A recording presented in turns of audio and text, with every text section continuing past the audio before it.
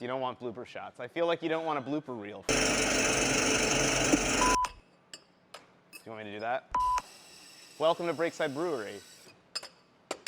Welcome to Breakside Brewery. Oh, can't even make it. Ah! Welcome. On YouTube, MySpace.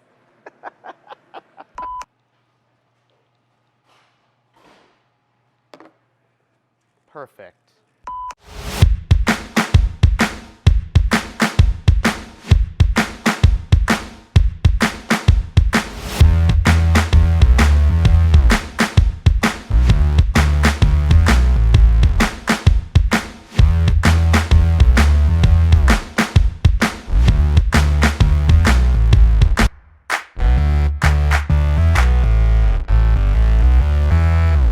Hi everybody, welcome to Breakside Brewery here in Portland, Oregon. My name is Ben Edmunds, I'm the brewmaster here, and today we're going to talk about the IPA that you guys have as part of the Beer Advocate IPA Fest in cyberspace. The IPA that you have from us today is called At Portland IPA. It's a year-round beer that we make as a collaboration with Portland Gear. You can see on the label here in the 16-ounce cans, it's got the iconic Welcome to Portland sign on the front, and the Vaux swifts, which are the migratory birds that come through every fall here, on the side as well. And it's a classic West Coast IPA, about 7%. And yeah, let's take a taste and dig in. You can see this beer is crystal clear and super pale and bright. It's a classic West Coast IPA, but there's no crystal malt in this. A super simple malt bill here. Made almost entirely of two-row base malt, and that serves as just a straightforward and clean platform to get as much hop aroma and hop intensity as we can in this beer. Oh, it smells great. It's really bright and engaging, and it makes me just want to immediately drink some of it.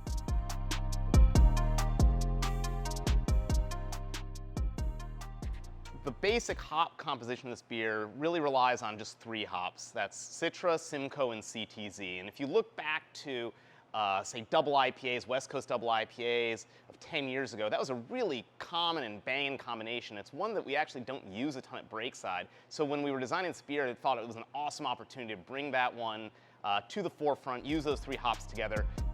So CTZ, let's start there. Columbus, Tomahawk, Zeus, old school bittering hop.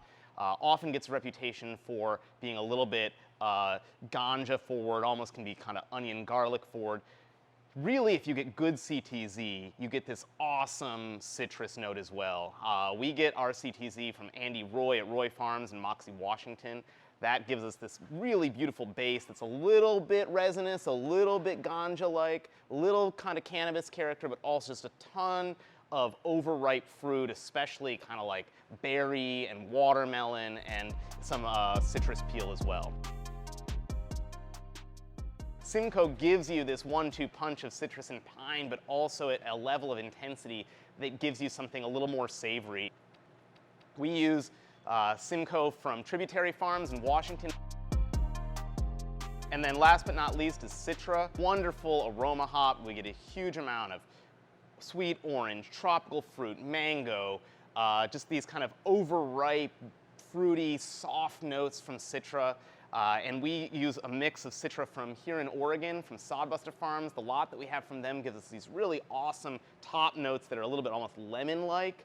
And that's balanced by some Washington-grown Citra that we have in this beer from Favia Brothers. And that gives us more of these kind of like base tropical notes. And so between the two lots of Citra, we have this really interesting interplay that gives us a ton of fruit, but it covers the full spectrum. When you combine that with the CTZ and the Simcoe, you're getting this dank and resinous note. You're getting all that catty and piney notes as well as all the fruit. And so the three hops together really cover the full spectrum of flavors and aromas that you want in a good West Coast IPA. So one of the terms you may have heard today during this fest, maybe, maybe not, since we're doing this in advance, I have no idea. But is this term HDHC, high density hop charges. And the idea, of course, right, is that you might be using more than one type of a hop product from the same varietal in a beer in order to affect different flavors, textures, and aromatics from that. I already talked a little bit about why we use 2 different lots of Citra and what each of those lots offers. But in addition to that, we're also using both traditional Citra pellets, which are called T90s, as well as concentrated pellets called Citra Cryo. And why do we do that? Why would we use 2 different types of Citra in addition to 2 different lots of Citra in this beer?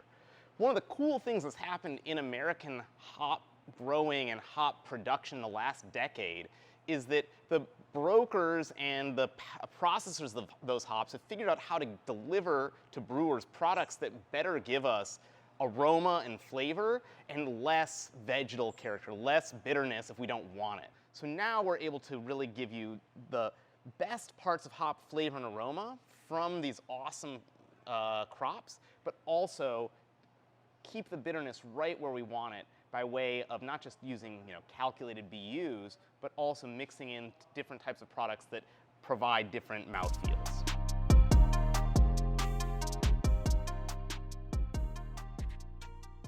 A couple more things that I'll just point out about this beer to kind of really nerd out on for everyone here in cyberspace is a little bit just about the way that we put this beer together and why I think it works. So this beer, compared to a lot of the other IPAs we make, is a little bit higher alcohol, it's a little bit drier, and it has a little bit of a softer water profile. And that's something that in the making of West Coast IPA, we've really come to embrace as an alternative to the more traditional higher TG, higher Burton salts, and higher and lower ABV versions of the beer. Those are wonderful beers too, but they require a little bit more of a delicate balance. And when you get to that kind of 7% range, what I like to call the San Diego range of IPAs, it gives you a little bit of added sweetness too. Even though the beer is super dry on paper, that alcohol sweetness that it gives allows some balance for the hops that you might not be able to achieve if the beer were, say, 0.2, 0.3, 0.4%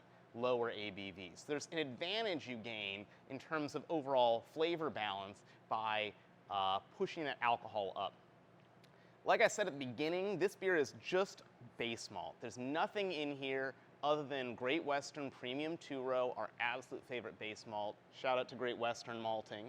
And this beer really shows in my mind that you don't need much. You don't need much malt-wise to create a great palate and a great platform to showcase American hops. Thanks for nerding out with me on this beer today, everybody. I hope you all enjoyed it. If you're interested in seeing what else we're up to, follow us on YouTube, Instagram, and Twitter at Breakside Brews. We post daily, lots of fun content there. A big shout out to the Alston brothers and to all of you Beer Advocate supporters. We absolutely love you guys. We miss you. Can't wait to do this with you next year in person, fingers crossed. And in the meantime, drink IPA, especially West Coast IPA, East Coast IPA too, I guess, but mostly West Coast IPA. See you in 2022. Cheers.